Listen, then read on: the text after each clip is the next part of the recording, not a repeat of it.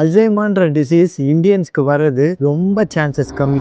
ஏன்னு தெரியுமா? அது எதனாலனா நம்ம தினசரி சமைக்கும் போது எல்லா சாப்பாட்லயும் மஞ்சளை பயன்படுத்துறதுனால நமக்கு அந்த டிசீஸே வர்றதில்லை. அது மட்டும் இல்ல, இந்த மஞ்சள்ல நோய் எதிர்ப்பு சக்தியும் இதுல நிறைய இருக்கு. அதோட பிரெயினுக்கும் ஹார்ட்டுக்கும் இது ரொம்பவே நல்லது. சின்ன வயசுலலாம் எனக்கு அடிபட்டா எங்கள் வீட்டில் எங்கள் அம்மா மஞ்சள் தான் எடுத்து வைப்பாங்க.